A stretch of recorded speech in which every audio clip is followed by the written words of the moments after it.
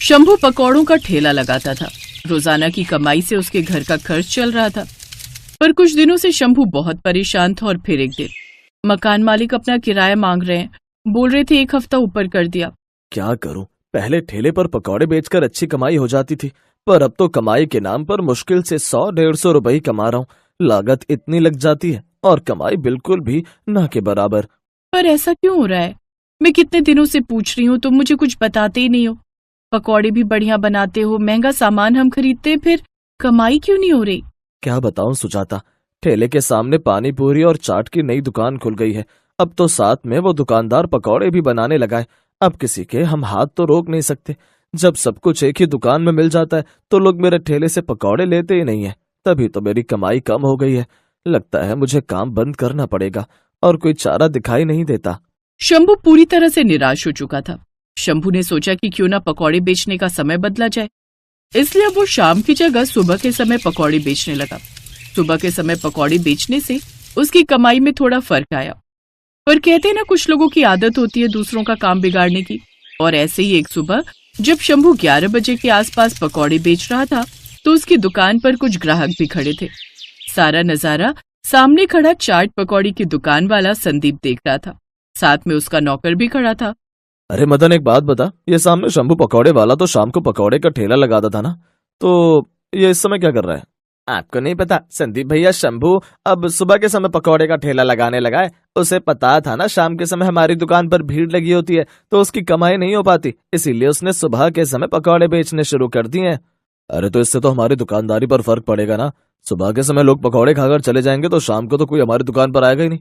एक काम करते हैं, कल से हम भी सुबह के समय दुकान पर छोले भटूरे, कचौड़ी, आलू पकौड़े और मिठाइयाँ बेचना शुरू करते हैं ताकि हमारी पूरे दिन कमाई हो। ठीक है संदीप भैया, कल से हम सभी सुबह के समय आ जाया करेंगे। चाट पकौड़े वाले संदीप ने शंभू की देखा देखी सुबह के समय भी दुकान पर खाने पीने की चीजें बेचनी शुरू कर दी। अब बेचारा शंभू और परेशान हो गया, क्योंकि संदीप की दुकान सुबह भी खुलती और शाम को भी। शंभू ने अब पूरी तरह से सोच लिया था कि उसे अब अपना ठेला बंद करना ही पड़ेगा। पर सुजाता बहुत दिमाग वाली थी। शंभू ने जब उसे सारी बात बताई तो वो शंभू से बोली, एक काम करते हैं, हम पकौड़े बेचने का कोई नया तरीका सोचते हैं, कुछ हटकर बनाते हैं। क्यों ना हम पानी के पकौड़े बनाएं? पानी के पकौड़े? वही ना जो गांव में अम्मा बनाया करती थी, जिसमें वो धनिया, पुदीना, इमली का पानी तैयार करके उसमें पकौड़े भिगो दिया करती थी, वही कह रही हो ना? हाँ वही, अम्मा के हाथों के पानी के पकौड़े। पर सुजाता, पानी के पकौड़े तो अम्मा को ही बनाने आते हैं। उनके हाथों में पानी के पकौड़े बनाने का अलग ही स्वाद है। पर अम्मा तो गांव में है ना, तू तो जानती है अम्मा शहर में नहीं रह पाती हैं, उन्हें गांव में रहना पसंद है। हम अम्मा को शहर लाएंगे। जब हम उनसे कहेंगे कि हमें उनकी जरूरत है तो वो मना नहीं करेंगी। एक बार कोशिश करते हैं, और फिर अम्मा अकेली नहीं होंगी, मैं भी उनके साथ तुम्हारे ठेले पर काम करूंगी। मैं जानती हूँ पानी के पकौड़े शहर में लोगों को बहुत पसंद आएंगे। हम एक और कोशिश करके देखते हैं ना। सुजाता की बातों से शंभू के मन में एक उम्मीद जाग जाती है और वो दोनों अम्मा को लेने के लिए गांव चले जाते हैं। अपने बच्चों की परेशानी को देखकर हर माँ का दिल चिंता में डूब जाता है। जब शंभू की माँ शांति देवी ने सुना कि शंभू का काम अच्छा नहीं चल रहा और सुजाता ने भी पानी के पकौड़े बनाने की बात कही, तो शांति देवी तुरंत मान गई। अपने बच्चों के लिए मैं भला शहर क्यों नहीं जाऊंगी, जरूर जाऊंगी। और देखना, मैं इतने बढ़िया पानी के पकौड़े बनाऊंगी कि ग्राहक उंगलियां चाटते रह जाएंगे।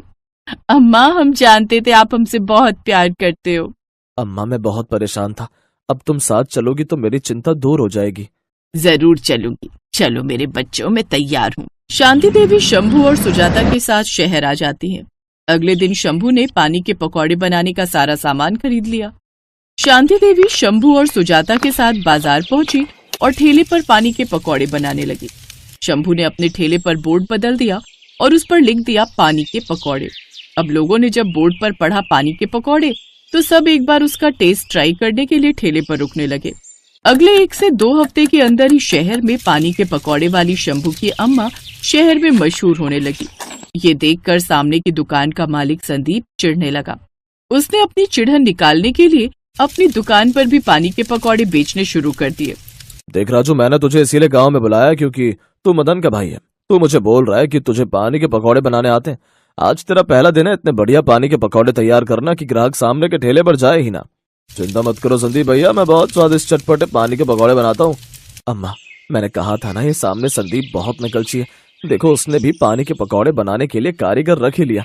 मुझे तो डर है कहीं वो हमारा ये काम भी न छीन ले। ऐसा कभी नहीं होगा बेटा। जैसे पानी के पकौड़े मैं बनाती हूँ वैसे हर कोई नहीं बना सकता। थोड़ी देर का इंतजार कर, अभी सच सामने आ जाएगा। अम्मा ठीक कह रही हैं। अम्मा के जैसे पानी के पकौड़े बनाने की विधि किसी को नहीं आती। तुम चिंता मत करो, वो कारीगर अम्मा के जैसे पानी के पकौड़े नहीं बना पाएगा। शांति देवी की बात सच हुई। थोड़ी देर बाद एक ग्राहक संदीप की दुकान पर पानी के पकौड़े खाने लगा, पर जैसे ही उसने एक निवाला मुंह में लिया, ये कैसे पानी के पकौड़े संदीप भाई, बिल्कुल भी स्वाद नहीं है, किसी काम के नहीं बने हुए, मेरे पैसे वापस दो। पानी में तो बिल्कुल भी चटपटापन नहीं है और पकौड़े भी तेल में भीगे हुए हैं। तुम्हें बनाने का तरीका ही नहीं आया। पिछली बार मैंने सामने पानी के पकौड़े वाली अम्मा से एक प्लेट खाए थे, मजा आ गया था। मुझे लगा तुम्हारी दुकान की और दूसरी चीजें स्वादिष्ट होती हैं तो पानी के पकौड़े भी बढ़िया ही होंगे, पर नहीं, उन पानी के पकौड़े वाली अम्मा का मुकाबला तुम नहीं कर पाए। मैं तो वहीं खाने जा रहा हूँ, अब से वहीं खाऊंगा। क्या? अरे अरे रुको तो भैया। राजू तूने कैसे पानी के पकौड़े बनाए कि ग्राहक गुस्से में चला गया? दिखा मुझे, मैं भी खाकर देखूं। संदीप ने पानी का पकौड़ा खाया और तुरंत मुंह से थूक दिया। वो सचमुच ही बेहद बेस्वादी था। ये क्या बना दिया बे, कैसा स्वाद है ये? अगर ऐसे पानी के पकौड़े बनाएगा तो तेरे चक्कर में मेरे दूसरे ग्राहक जो चाट पकौड़ी खाते हैं वो भी कम हो जाएंगे। तू तो गांव वापस जा, मैं तुझे काम पर नहीं रख सकता। मदन, इसे तुरंत वापस भेज दे। तभी शांति देवी और सुजाता संदीप के पास आती हैं। संदीप बेटा, मैं तुम्हारी माँ की उम्र की हूँ, इसीलिए तुम्हें समझा रही हूँ। किसी की नकल करना बंद कर दो और जितना करते हो उतने में ही ध्यान लगाओ। तुम किसी का हुनर नहीं छीन सकते। ये पानी के पकौड़े बनाने का मेरा तरीका बहुत अलग है, जो तुम्हारे कारीगर नहीं बना पाएंगे। इसलिए तुम अपना काम करो और हमें अपना काम करने दो। समझदार के लिए इशारा ही काफी होता है। कहीं ऐसा ना हो हमारी नकल करने के चक्कर में तुम अपना काम खराब कर लो। अम्मा ठीक कह रही हैं, अपने काम से काम रखो वरना बहुत पछताओगे। शांति देवी और सुजाता संदीप को सबक देकर अपने ठेले पर वापस आ गई। संदीप समझ गया था कि शांति देवी के जैसे पानी के पकौड़े वहां आसपास कोई नहीं बना सकता, और अगर उसने ऐसा करने की कोशिश की तो उसका दूसरा चलता काम भी ठप हो जाएगा। इसलिए उस दिन के बाद उसने बैर लेना छोड़ दिया। पूरे शहर में पानी के पकौड़े वाली शांति देवी दिन पर दिन मशहूर होती चली गई। शंभू और सुजाता के चेहरे पर एक अलग सी खुशी थी, क्योंकि उनकी माँ जो उनके साथ थी।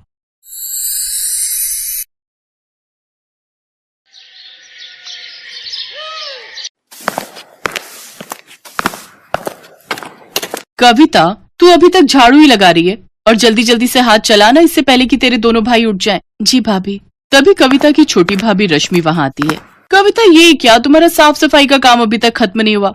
अच्छा ये सब छोड़ो, तेरे भैया उठ गए, उनके लिए जल्दी से चाय बनाकर ले आ, और हाँ, इसके बाद हम सबके लिए नाश्ता भी बना दे। हाँ, भूख तो मुझे भी लगी है। ऐसा कर, तू साफ सफाई के बाद नाश्ता बना ले, फिर अपने भाइयों के ऑफिस जाने के बाद बर्तन धो लेना और उसके बाद कपड़े धो लेना। बिन माँ बाप की कविता चुपचाप घर के कामकाज में लग जाती है। कुछ देर बाद वो सबके लिए आलू के पराठे और चाय लेकर आती है। ये लो अमित भैया, आपकी पसंद के आलू के पराठे और गर्मा गर्म चाय। कविता, तेरी दो भाभियां हैं, फिर भी हमारे लिए तू खाना क्यों बनाती है? भैया वो मैं वो बात ये है कि ननद जी को अपने भाइयों के लिए अपने हाथ से बनाया हुआ खाना खिलाना ज्यादा पसंद है, इसलिए वो हम दोनों को तो बनाने ही नहीं देती। क्यों कविता, ठीक कह रही हूँ ना मैं? अनीता कविता को आंखें दिखाने लगती है। हाँ भैया, अनीता भाभी एकदम ठीक कह रही है। दोनों भाई नाश्ता करके ऑफिस चले जाते हैं। फिर दोनों भाभियां भी नाश्ता करने बैठ जाती हैं। आखिर में जैसे ही कविता नाश्ता करने बैठती है तो छोटी भाभी रश्मि उसकी कुर्सी खींच लेती है, जिससे कविता नीचे गिर जाती है। तेरी औकात नहीं है कुर्सी पर बैठ के खाने की, चल नीचे बैठकर खा। और नहीं तो क्या, तुम्हारी हैसियत इस घर में एक नौकरानी से ज्यादा कुछ भी नहीं है। और हाँ, पहले ये वाला खाना खत्म कर। लेकिन भाभी, ये तो आप लोगों का झूठा खाना है। हाँ तो इसे तो तू अपनी खुशकिस्मती समझ कि झूठा खाना तुझे नसीब हो रहा है। चल अब खाना खाकर सारे झूठे बर्तन धो देना। अच्छा रश्मि, तूने कल रात बिग बॉस का एपिसोड देखा क्या? नहीं भाभी, मिस हो गया। वैसे अभी रिपीट आ रहा होगा, चलो ना चलकर देखते हैं। हाँ हाँ चलो चलो। दोनों भाभियां आराम से अपने कमरे में जाकर टीवी देखती हैं और बेचारी कविता अकेले घर का सारा काम करती है। ऐसे ही दिन बीतते हैं। एक रोज हम दोनों भाइयों को काम के सिलसिले में दूसरे शहर जाना है। हमारे मालिक एक नई फैक्ट्री झारखंड में लगवाना चाहते हैं। हम कुछ 2 महीनों के लिए वहीं रहेंगे। तब तक तुम सब अपना ख्याल रखना, ठीक है? भैया, आप दोनों मुझे छोड़कर जा रहे हो? जा कहाँ रहे हैं पगली, तेरे लिए ही तो मेहनत कर रहे हैं ताकि हमारा प्रमोशन हो जाए और हम तेरी शादी धूमधाम से कर सकें। ये सुनकर दोनों भाभियां मुंह बना लेती हैं। अपने पतियों के जाने के बाद तो अब वो दोनों कविता पर और भी जुल्म ढाती हैं। ऐसे ही एक रोज बाहर जोर की बारिश हो रही होती है। देखो भाभी, कितना सुहाना मौसम हो रहा है, क्या मजेदार बारिश हो रही है। हाँ रश्मि, और ऐसे मौसम में गर्मा गर्म चाय और पकौड़े हो तो मजा ही आ जाए। रुक, अभी उस महारानी को बोलती हूँ। कविता, अरे ओ कविता, कहाँ मर गई? जी भाभी, आपने बुलाया?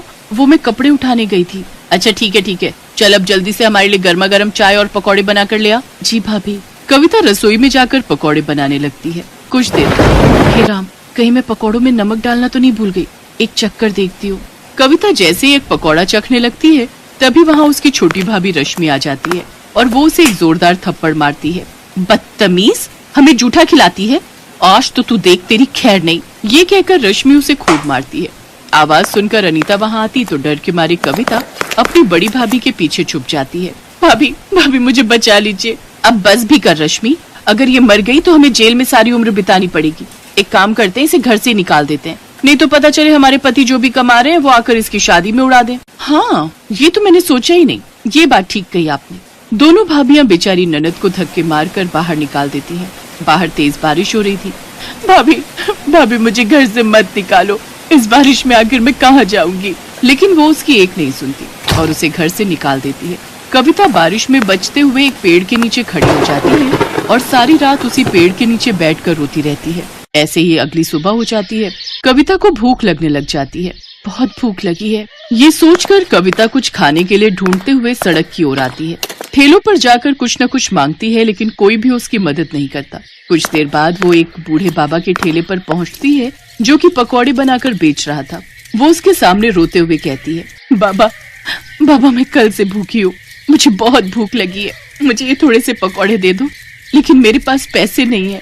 उस बूढ़े व्यक्ति को कविता पर तरस आ जाता है और वो कुछ प्याज के पकौड़े चटनी के साथ उसे खाने को दे देता है। कविता को उन पकौड़ों को देखकर वो बात याद आ जाती है कि कैसे एक पकौड़े के पीछे उसकी भाभी ने उसे घर से निकाल दिया। क्या हुआ बेटी, तुम रो क्यों रही हो? अभी तो कह रही थी कि बहुत भूख लगी है। कविता रोते हुए उसे सारी बात बताती है। बेटी, तुम जवान लड़की अकेले कहाँ भटकोगी सड़कों पर? इससे तो बेहतर होगा तुम इस गरीब की झोपड़ी में चलकर रहो, मेरी बेटी बनकर। ऐसे कुछ दिन बीत जाते हैं। अब कविता उस बूढ़े बाबा के घर पर रहकर उसके खाने का ध्यान रखती, लेकिन एक रोज बूढ़े बाबा की तबीयत खराब रहने लगी, इसलिए अब उनकी जगह कविता उनके पकौड़ों का ठेला संभालने लगी। अब कविता उस ठेले पर प्याज के साथ मिर्च, आलू, पालक और गोभी के पकौड़े भी बनाकर बेचने लगी, जिससे उसके ठेले पर ग्राहकों की भीड़ काफी बढ़ गई। गर्मा गर्म पकौड़े खाने के लिए अब उसके पास लोगों की लाइन लगना शुरू हो जाती है। आइए, गर्मा गर्म प्याज, आलू, पालक और मिर्च के पकौड़े खाइए। तभी मौसम सुहाना हो जाता है और इस सुहाने मौसम में भला कौन इतनी वैरायटी के पकौड़े नहीं खाना चाहेगा। अरे ओ पकौड़े वाली, बनाना तो 20 रुपए के प्याज के पकौड़े, और मेरे लिए मिर्च के पकौड़े हैं। इस तरह उसके पास ग्राहकों की भीड़ लगना शुरू हो जाती है और जो भी उसके पकौड़े एक बार खाता वो बार बार जरूर खाता। भगवान की दया से मेरे बनाए हुए पकौड़े सब ग्राहकों को बहुत पसंद आ रहे हैं। अगर मेरा ये काम ऐसे ही चलता रहा तो बहुत जल्द मैं एक नया पक्का घर बनवा लूंगी। ये सब सोचकर कविता बहुत खुश थी। अगले दिन वो फिर अपना ठेला वहाँ लगाती है, लेकिन एक रोज तेज तूफान के आने के कारण उसके ठेले की छत उड़ जाती है और बारिश के कारण उसके सारे पकौड़े उसमें खराब हो जाते हैं। सब खत्म हो गया, इस बारिश ने सब खराब कर दिया। इस बारिश ने एक तरफ जहां कविता को रोजी रोटी कमाने से भी वंचित कर दिया था, तो वहीं दूसरी ओर उसकी दोनों भाभियां आराम से अपने लिए पिज्जा और पॉपकॉर्न ऑर्डर करके मजे से इस बारिश का लुत्फ उठा रही थी। वाह वाह, क्या स्वाद है इस पिज्जा का, और इस पॉपकॉर्न के तो क्या ही कहने। उधर रोती हुई कविता अपनी झोपड़ी में आती है, जहाँ सारी झोपड़ी में पानी आ गया होता है। अब पूरे घर में तो बारिश का पानी भर गया है। बाबा, मैं अभी ये सारा पानी उठाकर बाहर फेंक देती हूँ। कविता अपनी बदकिस्मती पर रोते हुए उस पानी को उठाकर बाहर की ओर फेंकने लगती है।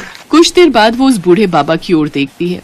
नहीं, मैं इतनी जल्दी हार नहीं मान सकती। बारिश में तो लोग पकौड़ों के दीवाने होते हैं। ये बरसात का मौसम तो सबसे अच्छा मौसम है कमाई करने का, लेकिन मैं इसके पकौड़ों के साथ चाय बनाकर भी बेचूं तो मेरे पास कुछ पैसे रखे हैं, उससे फिर से शुरू करती हूँ। कविता ने हिम्मत नहीं हारी और उसने अपने ठेले की मरम्मत करवाई और एक बड़े से तिरपाल के नीचे चाय पकौड़े बेचने लगी। बारिश में लोग उसके तिरपाल के नीचे आकर चाय पकौड़े खाने लगते हैं, जिससे उसकी बिक्री अब पहले से भी ज्यादा होती है। ऐसे ही कुछ दिन बीत जाते हैं। अब कविता दिन भर में 3,000 रुपए कमाने लगी। एक रोज अमित और सुधीर कार से जा रहे थे, तभी उस ठेले पर उनकी नजर गई। अरे ये तो अपनी बहन कविता है, लेकिन ये यहाँ फुटपाथ पर ये चाय पकौड़े क्यों बेच रही है? वो दोनों कविता के पास जाते हैं। अपने भाइयों को देख कविता फूट फूट कर रोती है। भैया, आप मुझे छोड़कर क्यों चले गए थे?